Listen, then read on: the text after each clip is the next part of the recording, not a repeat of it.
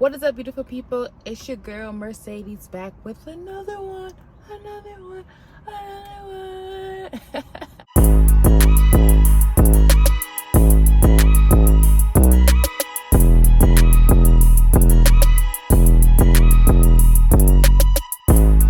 this video, we're going to talk about the 5 common mistakes made while embarking on your self-love journey. If that's something that you are interested in learning so that you can avoid making these mistakes or correct these mistakes as you embark on your journey, stay tuned and let's get right into the video. So, if this is your first time joining, welcome to Unapologetically Mercy. My name is Mercedes and we do content over here that's in regards to self-development, self-improvement, self-love, self-care, astrology, and entrepreneurship. And if you are a returning viewer, hey beauty, how you doing? How you living? How you rocking? And don't forget to like, comment, share, and subscribe to this channel. Yeah. So let's get right into the nitty-gritty. So I'm going to talk about the 5 common mistakes made while embarking on your self-love journey. I'm going to talk about what it looks like, why people make that mistake, the cost of continuing that mistake, and what's possible when you stop making that mistake. And then at the end, I will provide you 5 tips that will help you navigate through your self-love journey. So, mistake number 1, thinking that this journey is just all love and light. What does that look like? This looks like only allowing yourself to feel the good feeling. This looks like only allowing yourself to feel the good feelings, aka happy, excited, joy, things of that nature, and suppressing the heavy ones. Depression, sad, anger, grief, worried, anxiety, and you suppress those because you don't want to feel them and you don't want to deal with them, and you only want to focus on the good things. You only want to focus on like the positive vibe, only type of vibe. Why people make this mistake? People make this mistake because nobody wants to really feel those feelings. Nobody really wants to feel down, sad, depressed, anxious, worried. Like, we don't like feeling those feelings. Those feelings like let us know that like having a bad day, like, oh, something is off and I don't want to feel this way. I want to be happy. I want to be in a good mood, and try to, fake the funk to make it seem like we're fine. But, behind closed doors or when someone walks away, we're like soaking in those feelings, and we don't want to. We don't want to feel those feelings. We just want to feel happy and peace of mind, which I get. But at the same time, it's not idealistic. People do this because it's hard to manage through those feelings, like I mentioned. It's hard to really navigate through those feelings. It's hard to allow yourself to really emerge into those feelings and then like let those feelings take control. You want to have some type of control over how you're feeling and put on a mask and a fake front that you're doing fine and well, knowing that deep down inside you are struggling. The cost of continuing this mistake is you're not allowing yourself to feel all the different feelings. We're not just supposed to feel like one feeling or all high moments, all like good vibe only moments in our lifetime. That's just not how things are, especially as a human. We're meant to feel all the feelings. We're meant to feel good, happy, sad. We're supposed to feel sad. Oh, that's sad.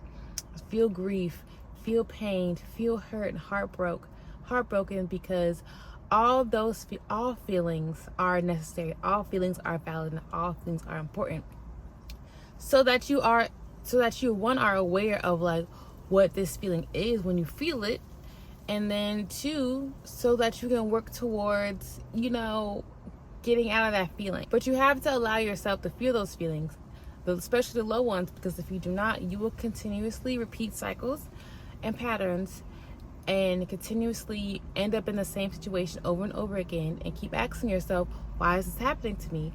Why me? What did I do to deserve this? When all along, if you just allowed yourself to feel those feelings, things could be looking differently. Outcomes could be looking differently. Your life could be looking differently. Situations could be looking differently. Your surroundings could be looking differently if you just allowed yourself to feel those feelings. So what's possible when you stop thinking that this journey is just love and light? You are allowing yourself to feel those heavy feelings so that you can heal them. I know it might sound corny, but it's a true statement. I don't know what else to say besides that, because like, you genuinely have to feel all these feelings, especially these sad feelings or these down feelings. You have to allow yourself to really like tap into those feelings so you can figure out where these emotions are stemming from, so that you can heal them, so you can work to find a solution to solve the problem that you are facing. If you don't allow yourself to really tap into those feelings, and you're just suppressing it and keep putting on a mask towards the world, you are going to feel unfulfilled. You're going to feel like you're stuck. You're going to feel like, why do I keep attracting the same type of people? Why do I keep attracting the same type of job situations?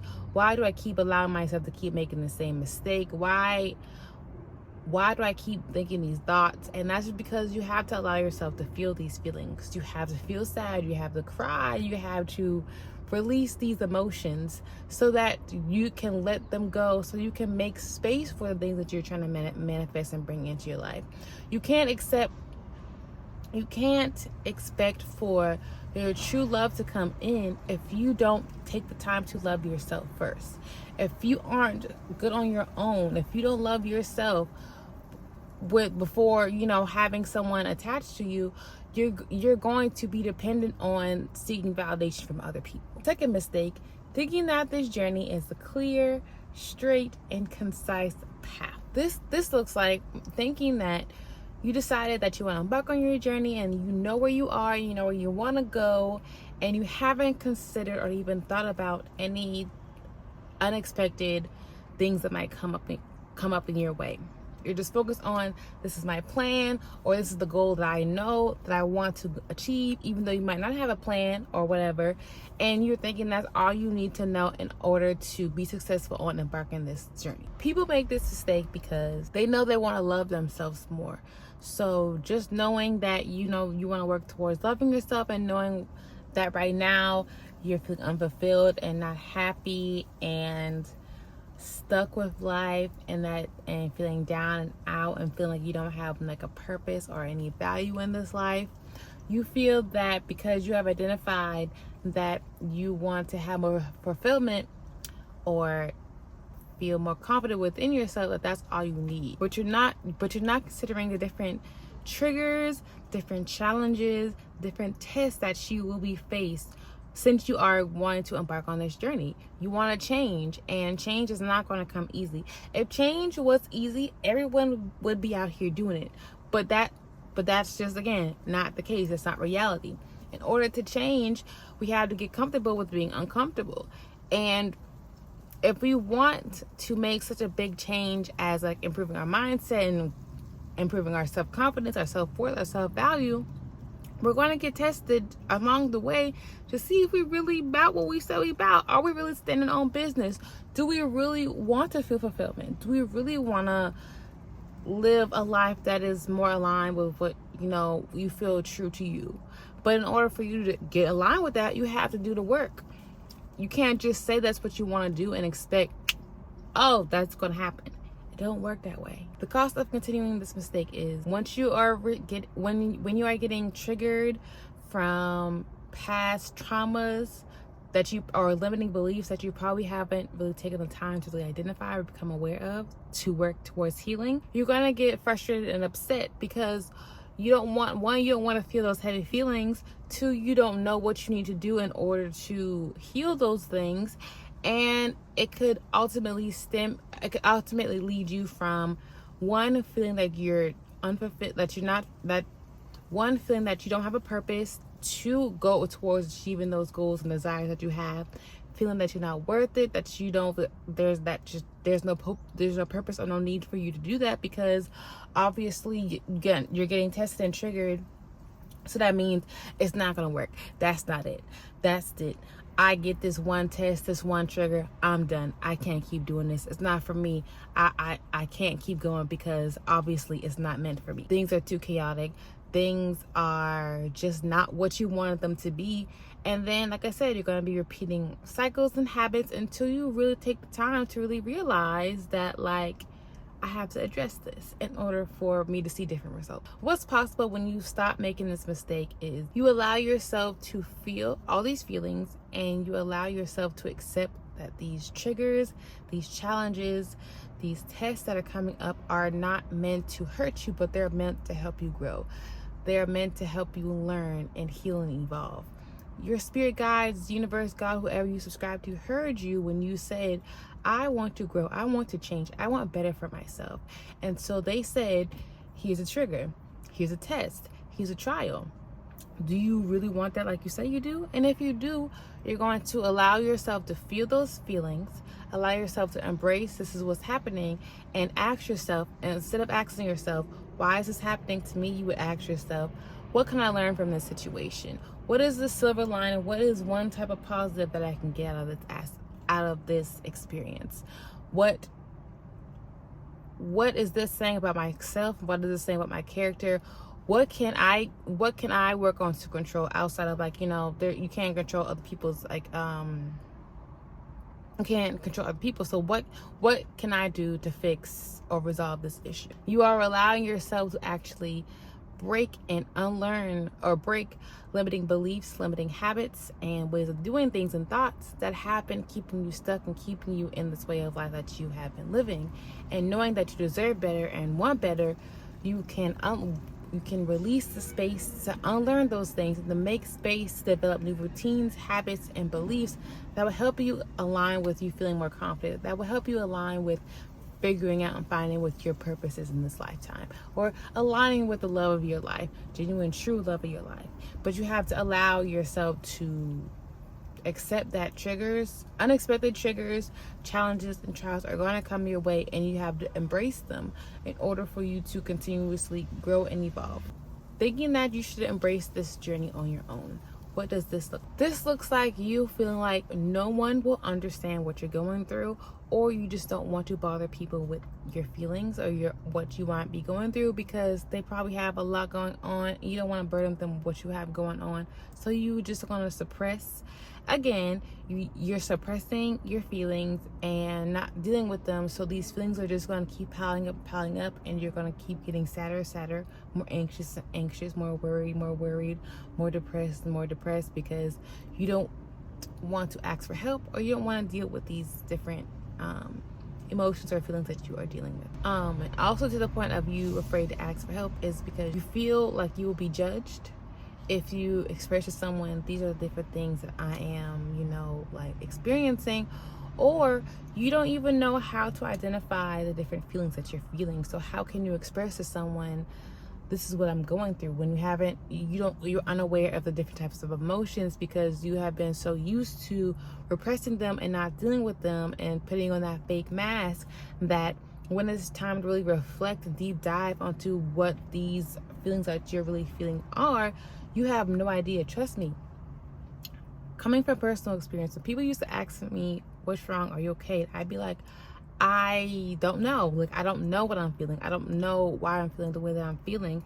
And that was because I was too busy soaking on, why am I feeling this way, instead of trying to identify what is causing this, and why is this happening. I was so focused on, why is this happening to me? Why do I keep feeling these feelings, instead of what is causing this? Let me take a step back and what's going on in my life that might be contributing to these feelings. Why people make this mistake is because they don't want to feel judged, and they're afraid to ask for help.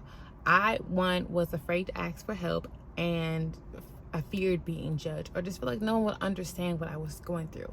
So I felt like I had to embark on this journey alone, especially coming from a household where my parents really weren't very emotionally intelligent, or emotionally we didn't have those type of conversations in regards to emotions. It was more so, if I might have expressed how I felt, it was oh, it's gonna be okay, just suck it up and move on.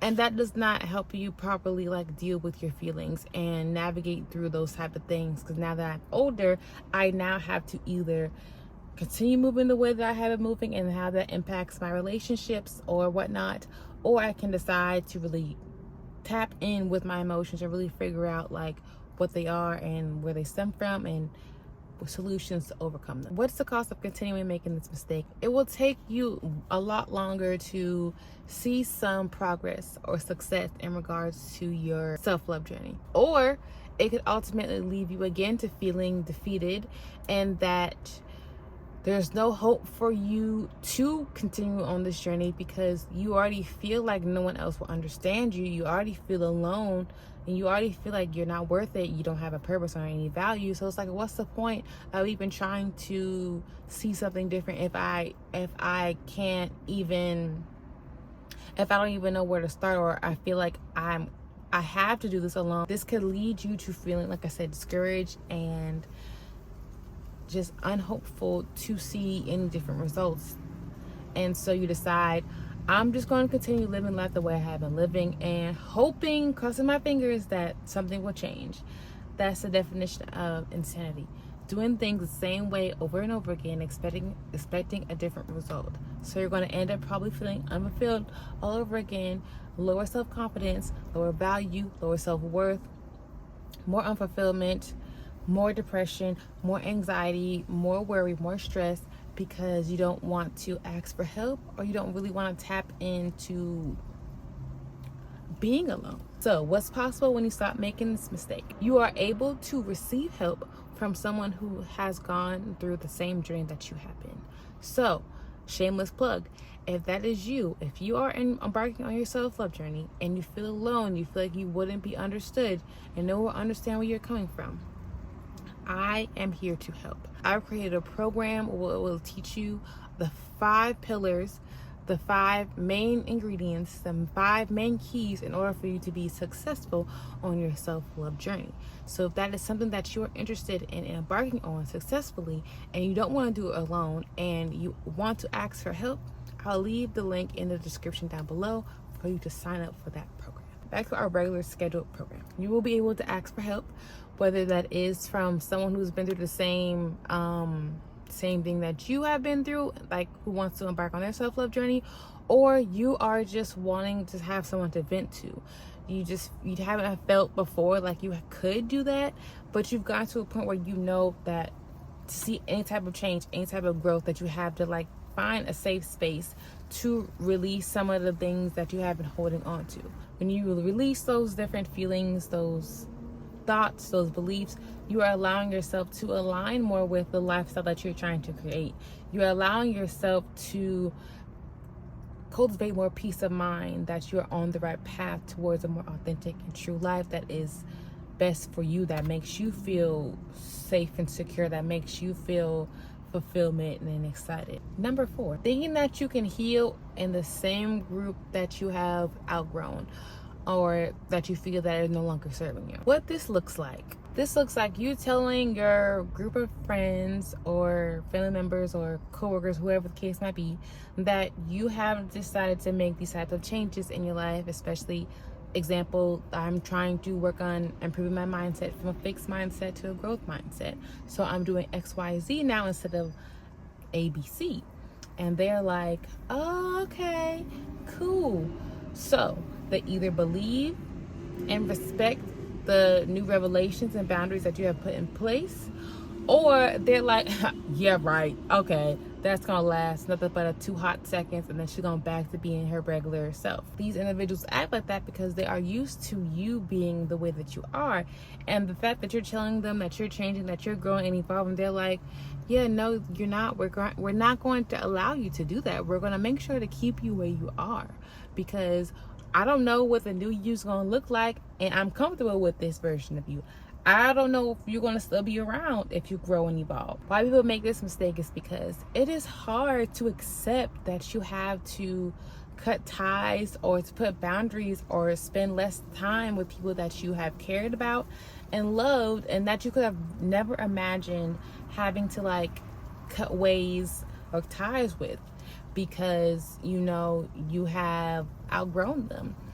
And it's not to say that they're not growing, they're just their growth process could be different than yours, or they're just deciding that they're fine and content with where they are, and you know that you want better.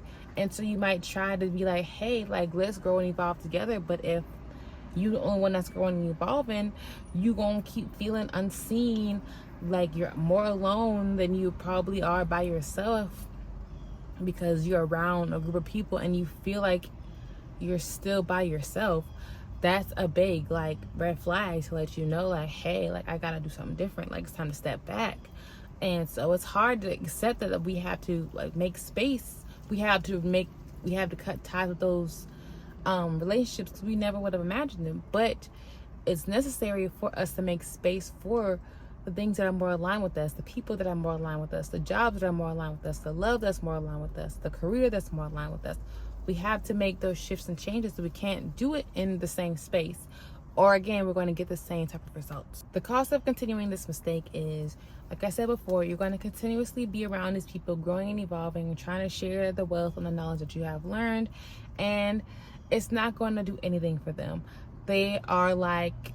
They're just stuck in their ways and they aren't ready, or they're just not interested in growing and changing. So you're going to continuously feel alone, feel stuck, continue to feel misunderstood, and thinking to yourself, like, why is this happening? Like, I know I want better. I'm working towards better, but why is better not happening? Why is it taking so long to happen? Why can't I see some type of glimmer of hope and, like, faith in regards to me embarking on this journey? And that could also lead you to feeling discouraged and feeling like I'm gonna slow down the process, or I'm just not gonna continue on this growth journey because I'm feeling all alone, and I'm still trying to fit in, and stepping out and being more alone or out of my comfort zone is really like just too much for me right now, and I just don't want to do it. I want to stay in this bubble. I want to stay with these people because I love them so much, because I care about them. We've been friends or the side of there for so many years. I don't want to give that away. I don't want to have to start over. I don't want to not have anyone. I don't want to be alone. So you keep putting your growth, you keep putting your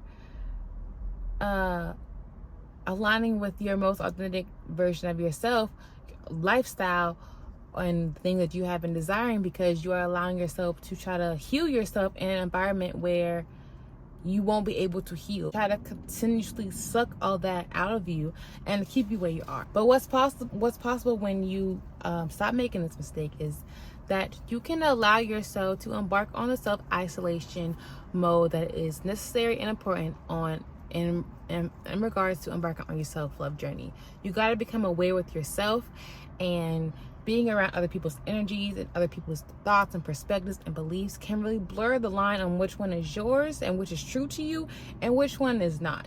So having that time by yourself is essential, because you are needing to tap in with yourself. You are needing to figure out who you are right now, and figuring out the different limiting beliefs, different habits, different triggers, different thoughts that you have been doing and that you no longer want to do, and figuring out, then working towards, how can I solve these problems? How can I add new things to better my life and align with a truer purpose, align with a better career, finding my love, feeling more fulfilled, feeling more confident, and feeling a sense of worth and value. As you allow yourself to self-isolate, whether it's you just spending some more time outside in the car by yourself, or actually just being at home by yourself, locking yourself in a room, and just really like being there with yourself and your thoughts, to allow yourself to really figure out what thoughts are yours and what thoughts have been other people's, it's going to do great things for your journey. You are going to grow, you're going to evolve, and that awareness and that reflection is key in order to be successful on embarking on this journey and to continuously stay on this journey, because it's a lifetime journey. You have to continuously, want to show up. And finally, our last mistake, not giving yourself grace as you are unlearning things. What does this look like? This looks like you beating yourself up as you have started embarking on this journey. You've learned some different things that you need to do. You might have been going to therapy. You might have been answering some reflection questions. You might have seen some content on Instagram or YouTube or even Facebook that has been helping you feel a little bit more inspired about embarking on the self-love journey, or taking more importance on prioritizing your self-care. But you keep noticing that you keep doing things that you are working towards, releasing or no longer want to do, because you know that they are no longer serving you. But you're beating yourself up because, like, dang, I know that I should not continuously aimlessly scroll on social media, knowing that I want to start working towards this business, or dang, I know I need to spend some more time in nature so that I can help ground my energy, but I decided to stay inside instead. So you beat yourself up because you keep doing the things that you have been doing because it's comfortable and and then you start that negative self-talk again of like, am I worth this change that I'm trying to do? Am I worth this evolution that I'm working on, this growth that I am aspiring towards having? Am I worth these different things? Is it even possible for me? Like, I keep making the same mistakes that I'm working towards like releasing, but I keep making them. Like, I'm not making any progress at all. People make this mistake because it's natural to feel that since you know better, you should do better, which is a true statement, but at the same time, you have to give yourself grace. People think that the instant that you said that you want to change a habit, change a belief, or release something, that it's going to happen overnight. It don't happen like that. It takes time. It takes constant effort, constant work towards releasing those kind of things. And even when you're releasing those things, you still might get tested and triggered to, see how you would react or respond to that, knowing that you are on a different aspect of your journey. The cost of continuing this mistake is that you will allow yourself to self-sabotage your way out of allowing the new things to come into your life. You will keep yourself stuck. You will keep yourself stagnant or not feeling like you're making any progress at all because you're reverting back to your negative self-talk instead of trying to keep positively affirming yourself, even though you might have made some mistakes and have reverted back into your old ways some. To be real, to be honest, I still revert back to some of my old ways of doing things, whether it's consciously or unconsciously, but the key is, how do you respond to it? At one point, when I first started the journey, I would beat myself up like, girl, you're not supposed to be doing this. You're gonna keep attracting the same type of people in. Like, you're still gonna attract the same type of job situation in. What are you doing? Beating myself up until I got to a point, it's like, how is that gonna benefit me? What is that gonna do to help me grow? I had to keep reminding myself, it's okay that I've stepped back and made this mistake. What do I need to work on in regards to my boundaries so that I don't keep slipping up like this? What is it that I need to work on and change so that I can see growth, so I can see improvement, so I don't keep falling backwards, that I can see growth? But that's also another thing to realize on your healing journey. You'll take a few steps forward, but then you might take like 3 steps forward, but then you might take 7 steps back, and you feel like you haven't done any growth, that you haven't done any work, that you haven't made any change. But the fact is that you have. It's just necessary for you to go back into that season, is because there's still something that you need to learn from. There's still something that you need to release. There's still something that you need to address that is blocking you from getting to that next chapter, to that next step. And you're going to continuously have these type of roadblocks along the way, and it's up to you to really be like, okay, how do we navigate through these things? Or are we just gonna, revert back to our old ways? So what happens when you stop making this mistake is that you are giving yourself grace. You're allowing yourself to speak more nice to yourself. You're reaffirming yourself with more positive affirmations or phrases instead of the negative self-talk. You remind yourself that you might not be where you want to be, but you are not where you were when you first started. That's growth. That is change in itself.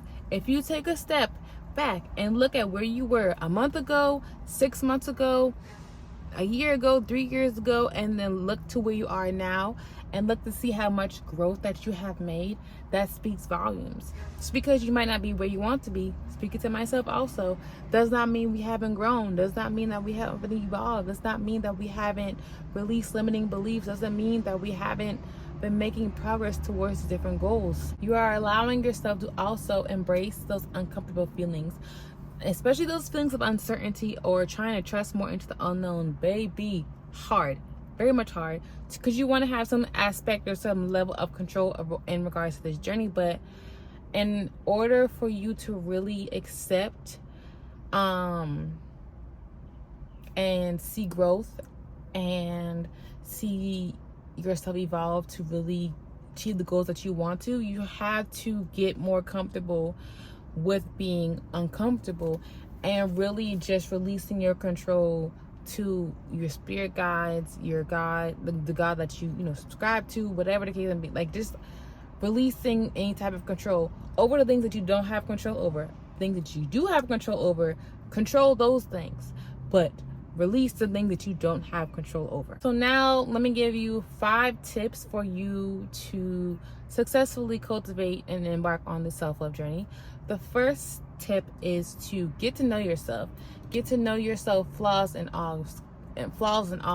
Get to know where you are right now and where you want to be. Become more aware of your strengths and your weaknesses, your likes and your dislikes. Tap into all aspects of yourself to really figure out who you are, and then trying to figure out where you want to go so that you can start that process. The second tip is to grow yourself. Improve your mindset, especially. Work towards having a more optimistic approach. Changing your mindset from a fixed mindset to a growth mindset will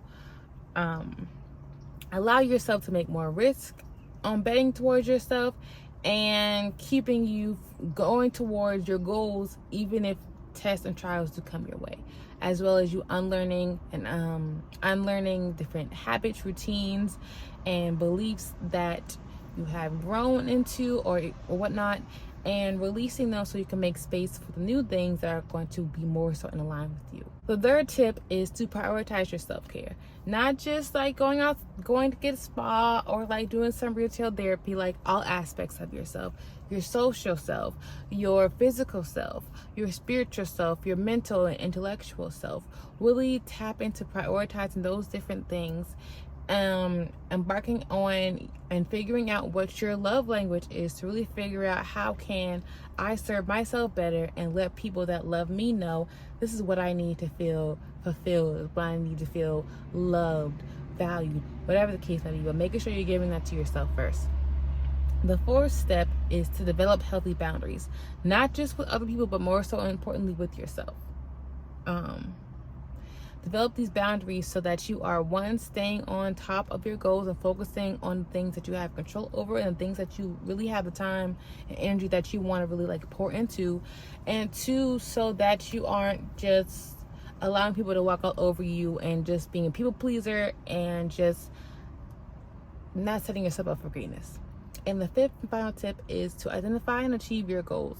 Figure out what your goals are, write them down, use the SMART goal method, or just get really specific and clear on what the goal is, and work towards